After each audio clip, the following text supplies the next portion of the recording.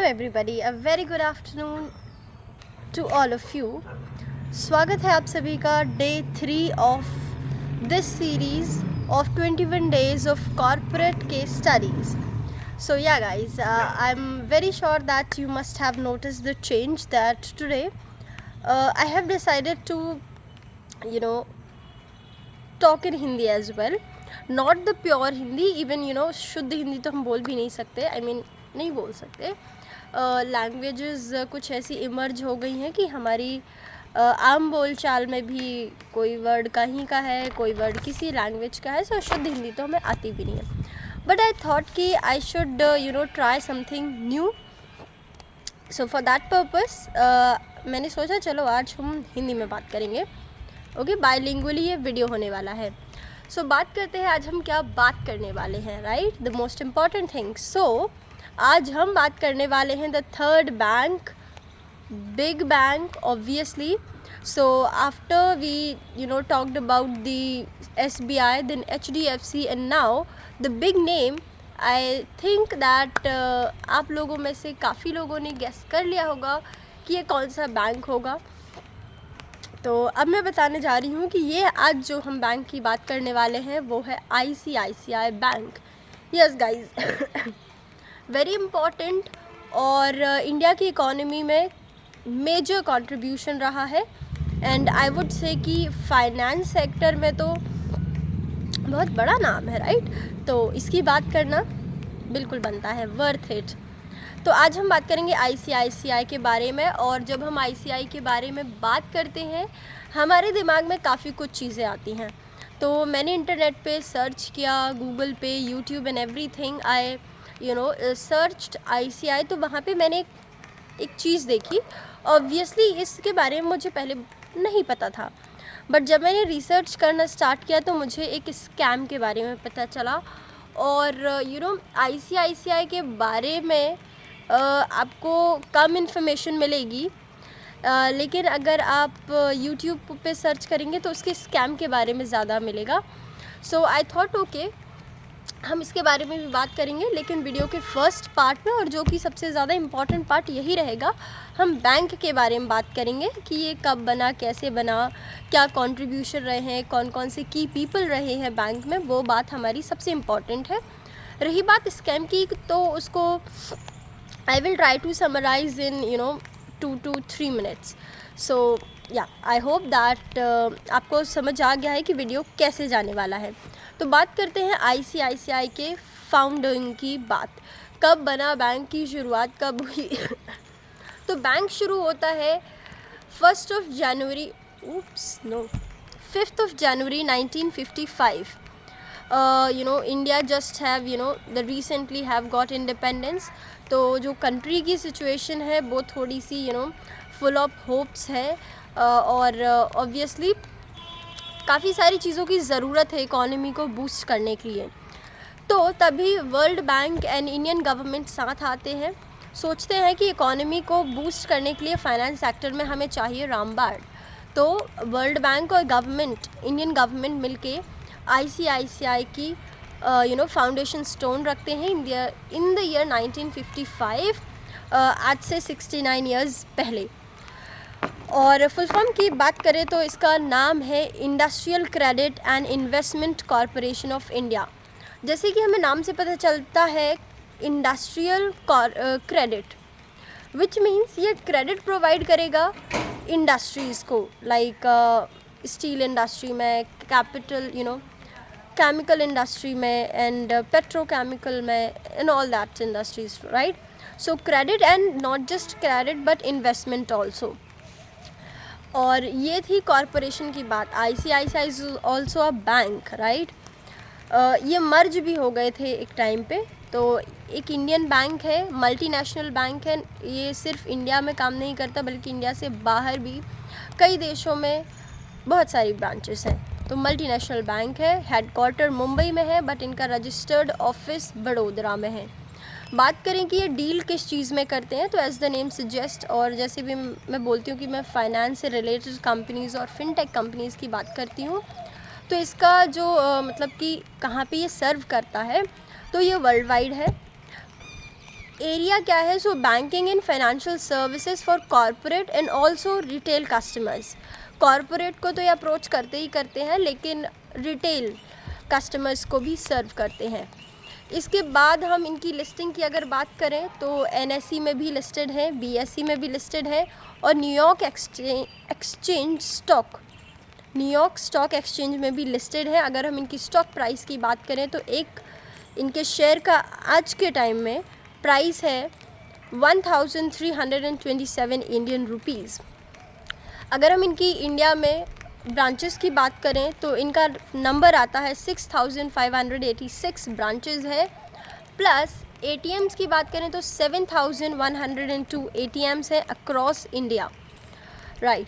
इसके बाद हम बात करेंगे इसके एमडी एंड सीईओ की। सो फ़िलहाल 2018 में आई गेस इनका अपॉइंटमेंट हुआ था, संदीप बख्शी इनका नाम है, और इनसे पहले चंदा कोचर इसकी चेयरमैन रही हैं, और वो जो स्कैम है वो इनसे बिल्कुल मतलब कि सेंटर में ही रहती हैं ये स्कैम के। उनकी बात हम वीडियो के एंड में करेंगे। चेयरमैन की बात करें तो प्रदीप कुमार सिन्हा है अभी। अगर हम बात करें इनका जो एम्प्लॉयमेंट बेस है वो कितना है, काफ़ी बड़ा नंबर है, 1,35,900 पीपल इनके एम्प्लॉयमेंट बेस के अंदर आते हैं। और आरबीआई ने 3 बैंक्स हैं और 2 बैंक्स हम ऑलरेडी डिस्कस कर चुके हैं, एसबीआई और एचडीएफसी, और आज हम थर्ड बैंक जो बात कर रहे हैं आईसीआईसीआई बैंक। इसको RBI the reserve bank of India ने domestic systematically important banks in short डीएसआईबीज़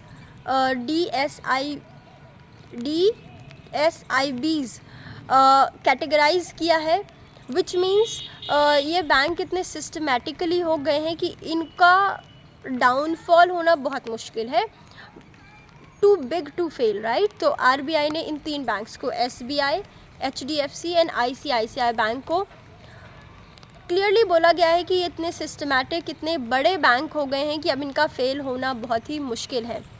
चलिए, तो ये इसकी बेसिक्स बातें थी आईसीआईसीआई के बारे में।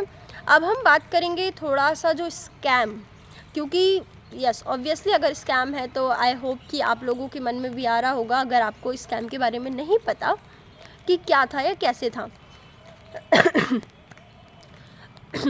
तो बात कुछ 2018 के आसपास की है। चंदा कोचर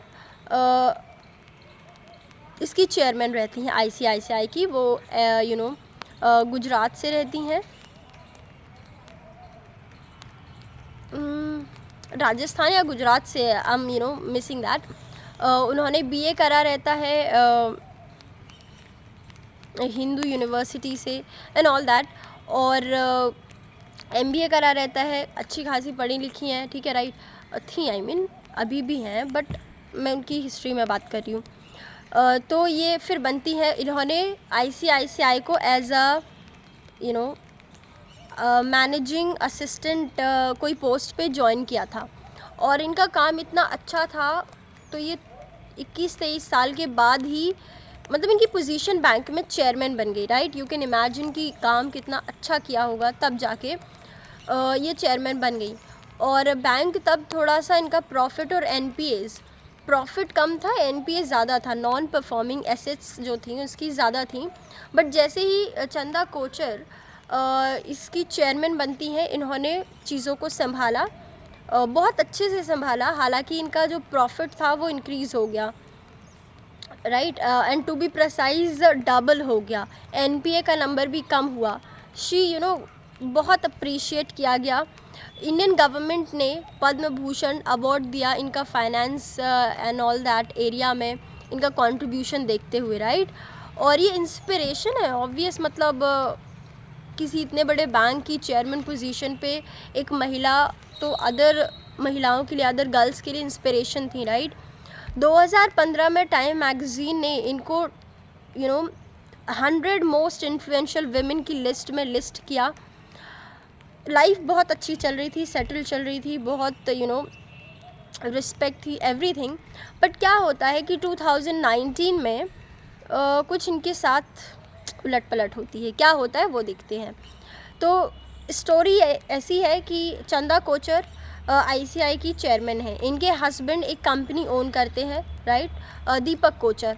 एक उनके फ्रेंड हैं, उनका नाम होता है वेणुगोपाल धूत, जो कि वीडियोकॉन कंपनी के सीईओ हैं, ओनर हैं, थे, राइट। तो क्या होता है, और दीपक कोचर और वेणुगोपाल धूत अच्छे फ्रेंड्स होते हैं। वो वीडियोकॉन, जो कि होम अप्लाइंसेस में बहुत फेमस थी उस टाइम, अब तो हालांकि वीडियोकॉन आई थिंक उसके अब बहुत ही कम देखने को मिलता है, राइट। तो ये बैंक के थ्रू लोन लेती है वीडियोकॉन, राइट, आईसीआईसीआई से वीडियोकॉन लोन लेती है और बहुत इजीली अप्रूव हो जाते हैं। फिर जो वीडियोकॉन के ओनर थे वेणुगोपाल धूत और चंदा कोचर के हस्बैंड दीपक कोचर मिलकर एक नई कंपनी बनाते हैं, जिसमें 50-50 इन दोनों के शेयर होते हैं। नई कंपनी आईसीआई के पास लोन के लिए अप्लाई करती है और इजीली अप्रूव हो जाते हैं, जबकि उस कंपनी की सिचुएशन और कंडीशन भी इतनी नहीं थी कि मतलब लोन इजीली मिल जाए, बट मिल जाता है। और ऐसे ये सब इधर उधर करके अल्टीमेटली बेनिफिट चंदा कोचर के हस्बैंड या चंदा कोचर को ही होता है। तो इसी सब चीज़ों को देखकर ये मतलब कि किसने नोटिस किया कि स्कैम था एंड ऑल दैट, एक नाम आता है डॉक्टर अरविंद गुप्ता, एक विसल ब्लोअर के रूप में। ये क्या करते हैं, सबसे पहले तो ये नेशनल कंपनी लॉ ट्रिब्यूनल में रिपोर्ट करते हैं ये चीज़, ठीक है, लेटर लिखते हैं एनसीएलटी को कि ऐसा ऐसा हुआ है आईसीआईसीआई बैंक, और वो आईसीआई बैंक और वीडियोकॉन दोनों में इन्वेस्टर रहते हैं और वो चीज़ों को एनालाइज करते हैं, राइट। एक इन्वेस्टर को ऑब्वियसली उसका पैसा लगा है तो कंसर्न है, और वो एनालाइज करते करते उनकी चीज़ में दिमाग में स्ट्राइक कर जाता है कि हाँ, मतलब कि जो नई कंपनी थी उसकी सिचुएशन भी ऐसी नहीं थी और वो कैसे लोन अप्रूव हो गया। फिर उनको ये चीज़ हिट हुई कि जो आईसीआई की चेयरमैन है चंदा कोचर, उन्हीं के हस्बैंड 50% शेयर ओन करते हैं इस नई कंपनी में, तो उनको कुछ तो भी फिशी लगता है, राइट। तो वो लेटर लिखते हैं, लेकिन उनका वहाँ पे कोई ज़्यादा ध्यान नहीं दिया जाता है। फिर वो PIL public interest litigation supreme court को लगाते हैं, इन्वेस्टिगेशन होती है, और फिर या एक्चुअली मतलब एक्चुअली जो भी बोलना है बोल सकते हैं आप। ये मेरे पर्सनल व्यूज़ नहीं है, फर्स्ट ऑफ ऑल मुझे जो इंटरनेट पे सुनने को मिला, देखने को मिला, मैं वही बोल रही हूँ। तो देखा गया कि हाँ, ये स्कैम था और जो पैसा इन्वॉल्व था, हालांकि अलग अलग इंस्टॉलमेंट टाइप में दिए गए, लेकिन मैं लमसम बात करूँ तो 3,250 करोड़ रुपये वहाँ पे इन्वॉल्वमेंट होते हैं, जो लोन दिया गया। फिर वो अल्टीमेटली चंदा कोचर और उनके हस्बैंड के पास आ गया और उनको मनी लॉन्ड्री के केस में इन्वेस्टिगेशन हुई, और दीपक कोचर, चंदा कोचर, वेणुगोपाल धूत तीनों पे ही इन्वेस्टिगेशन हुई। एलिजिडली तो लोग बहुत कुछ आरोप लगाते हैं, सो वो सब हुआ। आई होप कि मैंने जो चीज़ें बताई हैं आपको समझ आई होंगी, यू रिलेट कर पाए होंगे। तो यही था जो आईसीआईसीआई के बारे में बोलना था। अदरवाइज़ अगर हम बैंक की बात करें, ये स्कैम और उसकी बेसिक इन्फॉर्मेशन थी। बैंक की बात करें तो पुराना बैंक है, काफ़ी इसकी हिस्ट्री की रूट्स और इंडियन इकोनॉमी की जो ग्रोथ है वो साथ साथ चले हैं। बैंक का कंट्रीब्यूशन हर सेक्टर में देखने को मिलेगा, चाहे वो रूरल सेक्टर में हो, चाहे वो इंडस्ट्रियल सेक्टर में हो, स्टील में, पेट्रोकेमिकल, एग्रीकल्चर, एवरीवेयर आईसीआई की प्रेजेंस बनी हुई है। बहुत ही इकोनॉमी में बहुत ही कंट्रीब्यूशन है। सो वी होप कि आईसीआई और आगे प्रोग्रेस करे, बैंक प्रोग्रेस करेगा, इकोनॉमी प्रोग्रेस करेगी, हम प्रोग्रेस करेंगे and all that. So that was all about ICICI.